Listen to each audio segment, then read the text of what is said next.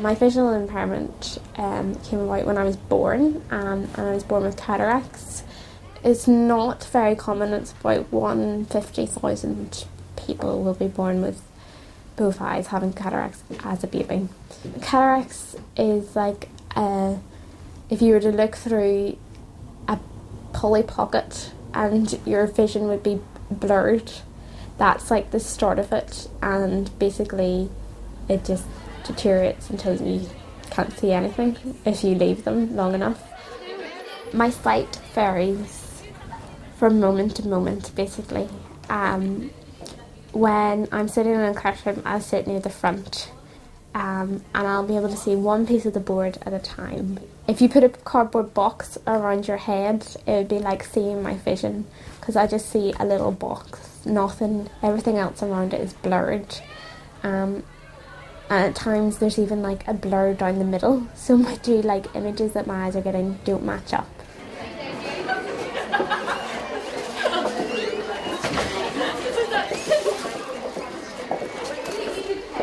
When the light suddenly changes, or when I'm walking from like the outside to inside, it'll take my eyes a couple of minutes to adjust, because my pupils and irises are fused together, so they don't dilate like normal pupils to adjust really quickly to light changes.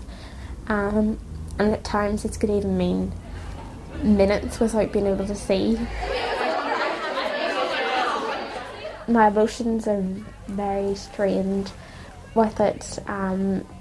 Sometimes I can completely forget about it and be very happy and everything will be fine, and then suddenly I'll either miss something that's happened around me, or I won't be able to go places with my friends because my eyes are too tired. Then I feel a little bit down because I've missed out on something, or I can't make my own dinner, so I'll feel impatient that I can't do stuff on my own, and it's just hard at times.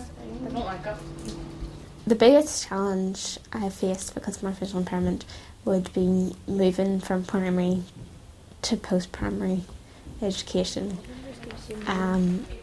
simply because it's a shock to anybody, the workload, and then you put on a visual impairment and it's so tiring, and you go to a longer school day, and so therefore your eyes are more tired already, and then the time you get home, and then you have to start thinking about homework, and I'm better doing work in natural light, and then by the time you get home it's not natural light anymore, and it's harder to see the pages. And then increase of computer work. I'd always stayed well clear of using a computer because it was just so draining. I've started to use a long cane and get training with it because I wanted to be able to move about more independently on my own. And to do this I needed some sort of tool to help me get down the street safely, because one of my biggest fears with walking on my own was that I would just miss something and go head over heels. So the long cane has a roller on the end of it, so it rolls from side to side, giving me like a step in advance of what's in front of me, so I can manoeuvre myself around it so I don't hurt myself.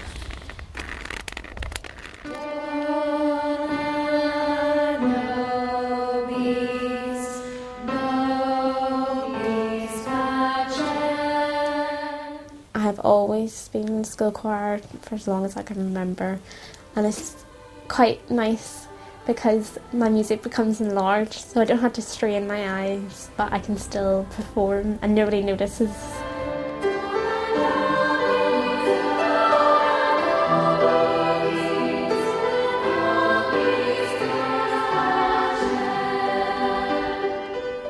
I do photography, which most people find bizarre at times when I say, but somehow I just like taking photos, and then most of the work I do to them is on a laptop, so it's nice and big, but it's just nice capturing, like especially landscapes in different seasons and different lights. I recently completed my Gold Jig of Edinburgh.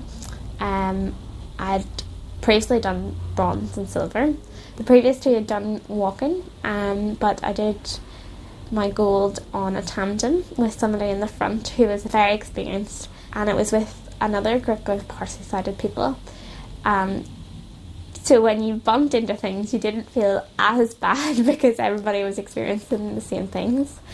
But it was still like hard because you had to cook for yourself and you had to make sure you had everything. That was a big issue.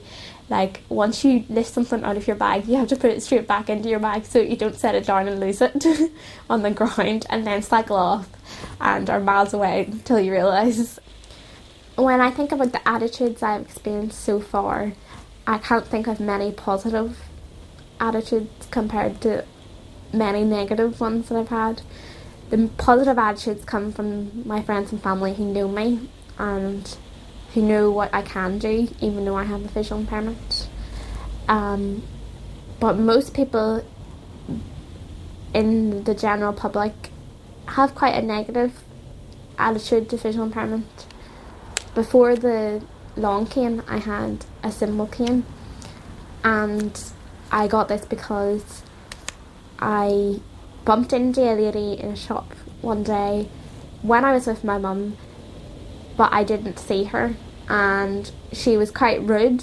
Even though I was holding on to my mum's trolley, she was still quite rude to us, and I thought, right, okay, I need to do something to make her more aware that I have a visual impairment.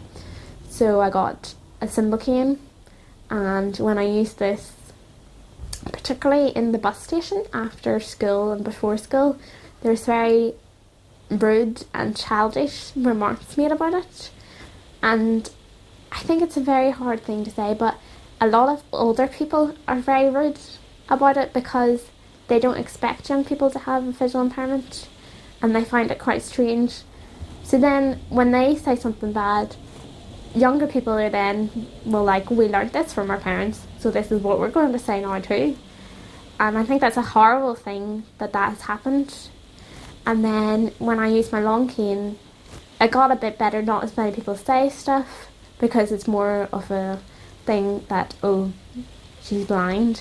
But then there's still some people who think, oh, she's also deaf, so she can't hear us making these remarks at her, which is also very rude and annoying. And I'd be quite quick to like let them know that I can hear them, and then, which isn't very good because then that makes me think that I'm rude as well sometimes. My vision, once I got operations as a young child, it improved greatly. But since the workload has increased, my eyes have deteriorated again, and it's a strong possibility that I could wake up any morning and not have sight, and that my eyes probably will never get better again. They'll just get worse. Next year is my year to go to uni, and I'm hopefully going to do social policy, and I'd like to do this just at Jordanstown because I couldn't move out of Northern Ireland yet. I'm not that independent, but this course focuses on real issues that, you know, face our society today. As a career, I find it very hard to pinpoint like one thing I'd like to do with it. I'd like to give some time to organisations, you know, that maybe don't have the knowledge that I might have at the end of my degree, to give them some focus on what they could do differently to help people in Northern Ireland understand different issues and to change the attitudes. That I can work and volunteer so that you get access to employment, so that, you know, Claire Bryson, that we are employment. Actually, Mum, can you come here, please? Mm-hmm.